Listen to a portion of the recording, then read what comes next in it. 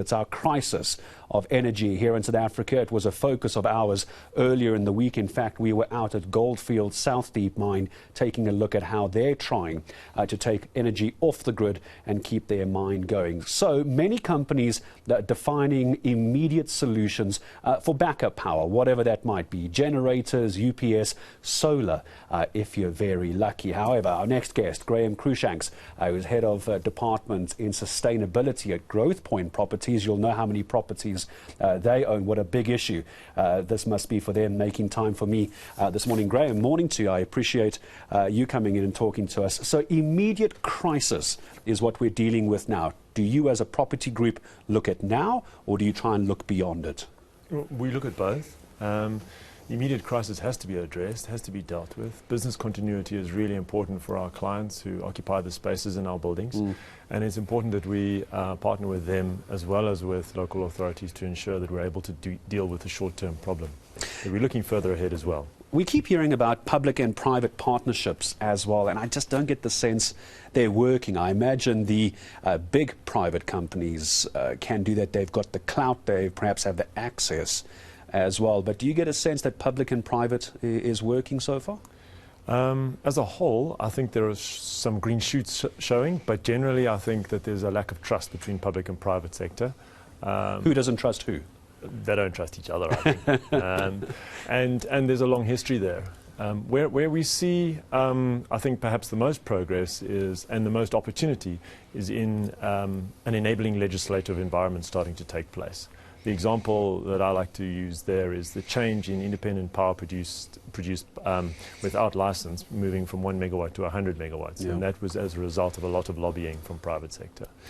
And this also, I was about to use the phrase, and that feeds in very nicely, but that actually leads me very nicely to my next question of feeding in as well, because I can't make head or tail of whether or not this is a good idea for a company to get involved in the feeding back onto the grid. For some money, a little bit of money, maybe it offsets your tax rebate. I'm not sure where the advantage is. What's your view on feeding back in from surplus power back to the grid? So I think there's a dual benefit to the owner of small distributed generation plants. There's an advantage there where there's an over-generation capability to feed some of that over-generated electricity back into the grid. And then there's an advantage for our municipalities and for Eskom to receive power that is not generated from their owned power generation sources. So there's a dual benefit if we can get the fee structure right, the tariffs, and the administrative capability. And so now, how do we start trying to negotiate on the fees around this as well? Because in the end, yes, Eskom is still a business. They're heavily burned in debt. They're going to try and take every rand they can get.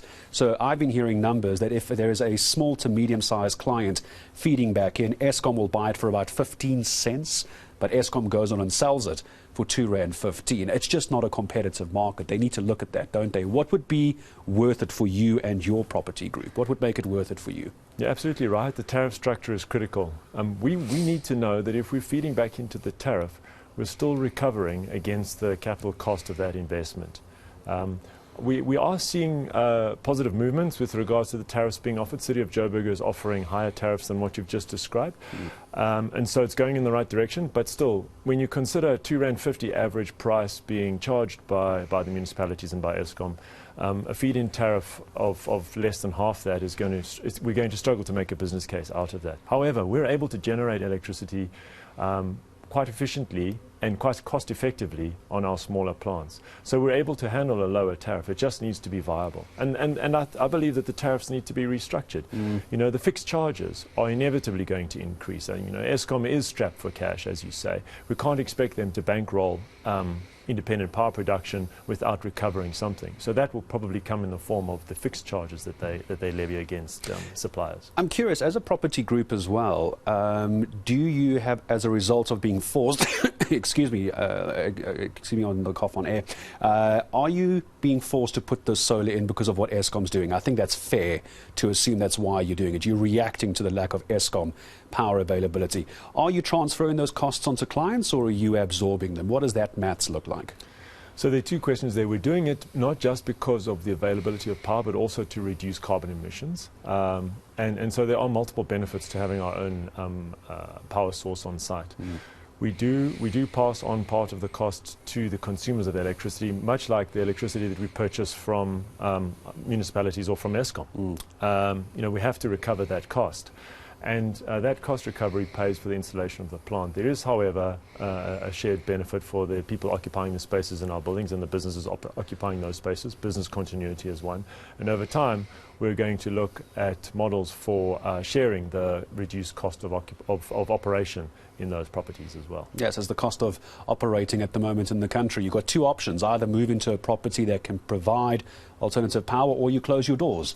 Not a great scenario to be in. I'm curious, though, as we kick the tin a bit further down the road and maybe zoom out, socio-economically as well. I'm sure you got a view on just how damaging the blackouts are, but on the economic side for businesses, the financial hit you're having to take as a property group, this has really got to hurt when you start talking to your CFOs and investors. There's a lot of money going out here.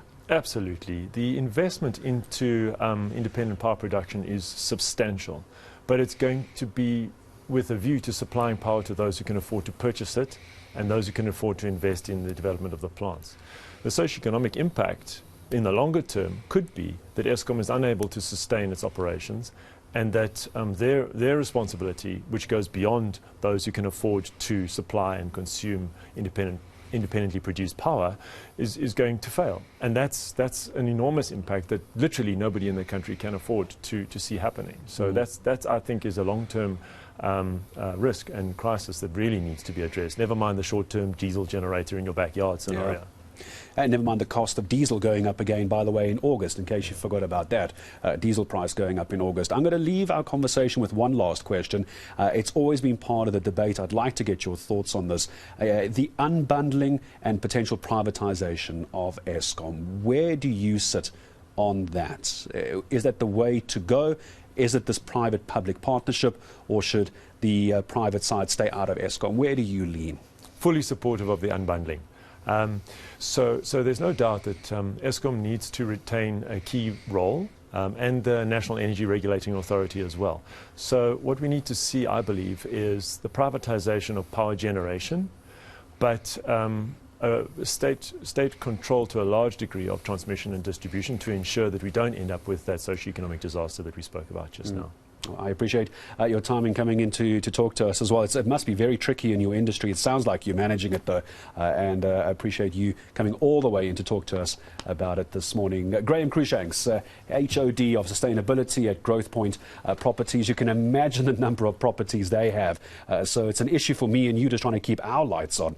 Imagine for, excuse me, for Growthpoint Properties.